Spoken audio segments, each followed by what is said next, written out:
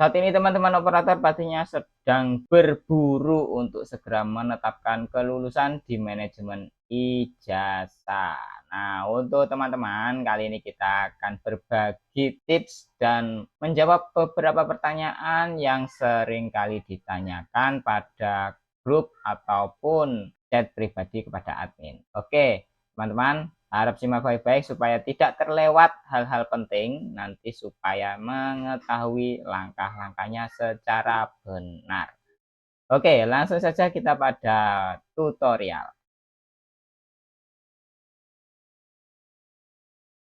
Halo semuanya, berjumpa kembali di channel Sobat Dimas. Oke teman-teman, kali ini kita akan membahas untuk manajemen ijazah karena sudah ditetapkan kelulusan untuk program paket C atau SMA sederajat pastinya ya, bagi lembaga formal SMA, SMK ini sudah mulai bergegas ke manajemen ijazah. Yang mana teman-teman pada tanggal 4 kemarin sudah ditetapkan kelulusan untuk kelas akhirnya. Oke teman-teman, yang pertama bagi teman-teman tanggal 4 ini karena banyak sekali teman-teman yang terkendala ya saat di tanggal 4 tidak bisa upload SPTJM dan lain sebagainya, tidak bisa mengunduh karena masih waktu jadwal penetapan kelulusan, dan jadwal penetapan kelulusan itu tidak wajib kita kelola pada manajemen ijazah. Pada intinya, siapkan terlebih dahulu apa saja yang disiapkan, yang dibutuhkan untuk mengelola manajemen ijazah ini, untuk menerbitkan ijazah. Intinya di situ ya. Nah, pada jadwal, pada reguler di sini sudah ada teman-teman jadwalnya ya. Untuk SMA sederajat pastinya mulai bisa dikelola untuk manajemen ijazah itu sejak tanggal 4 Mei ini ya, sejak dimulai dari 4 Mei sampai kapan? 11 Juli. Sangat lama teman-teman ya. Ini masih kurang lebih ada 2 bulan ini ya. Oke, jadi teman-teman tidak perlu terburu-buru, kapanpun mengelola pada manajemen ijazah ini boleh, tetapi harus ada lihat batas akhirnya di sini ya, 11 Juli maksimal. Tapi kalau saran saya sih 30 hari itu sudah maksimal ya dari tanggal penetapan kelulusan supaya segera diurus untuk penerbitan ijazahnya. Oke, untuk langkah pertama, teman-teman nanti silakan lihat pada menu pengaturan. Di sini ada menu, ada beberapa yang perlu dilengkapi. Yang pertama, cross check nomenklatur di sini ya, apabila ada kesalahan. Tapi nanti apabila ada kesalahan langsung saja diperbaiki pada verbal SP ya, teman-teman. Jadi sesuai dengan izin operasional, nanti verbal SP, nanti tarik data sinkron. Apabila sudah 2 kali 24 jam pasti masuk ke sini. Nanti apabila masih saja belum berubah, nanti bisa dicek pada perbaikan nomenklatur di sini ya. Nanti bisa diperbaiki pada tombol pensil.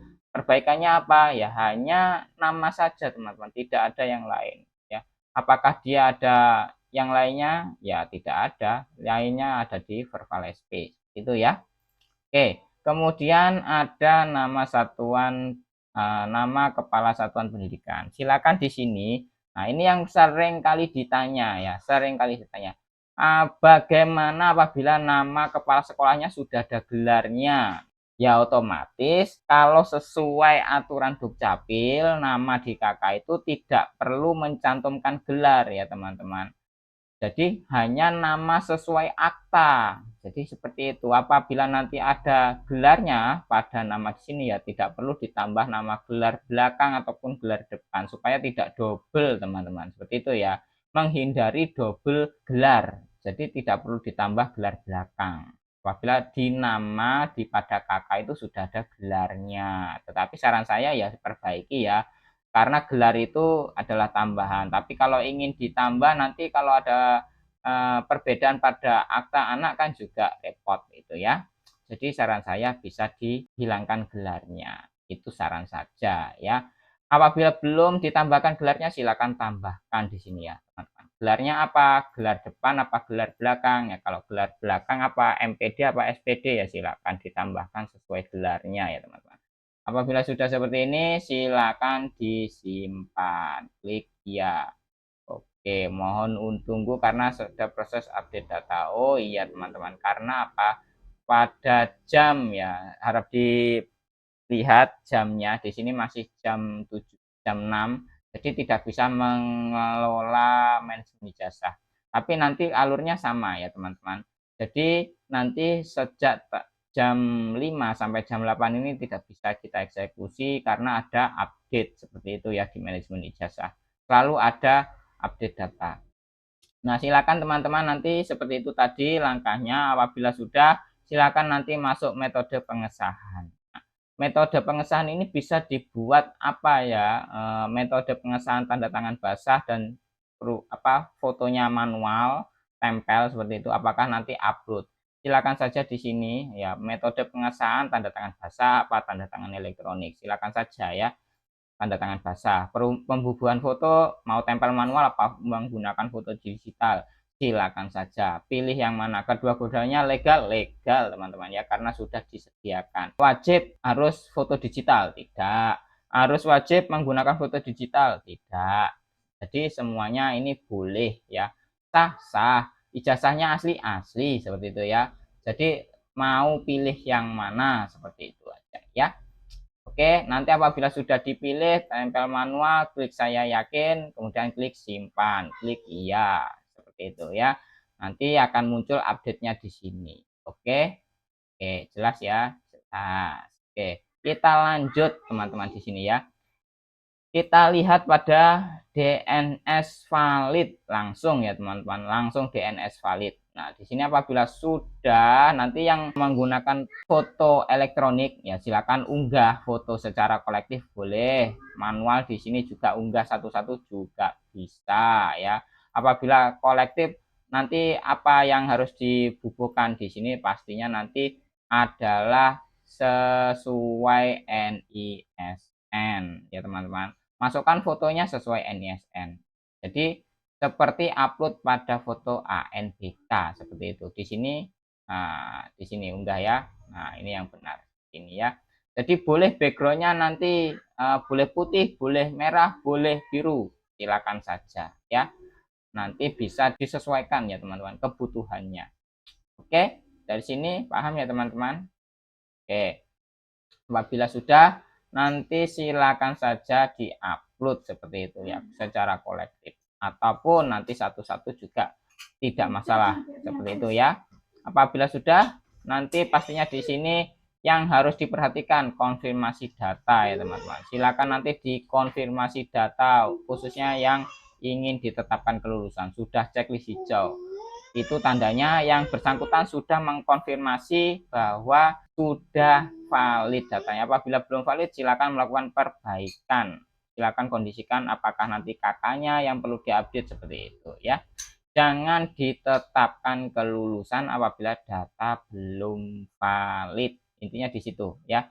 Bagaimana kalau masih ada data residu, Bang? Ya, tidak perlu penetapan kelulusan. Intinya di sini nanti mentok ya teman-teman pada nomor SK kelulusan. Silakan saja teman-teman, silakan ditambahkan nomor SK-nya. Lah, Bang, SK-nya kan di sini belum penetapan kelulusan.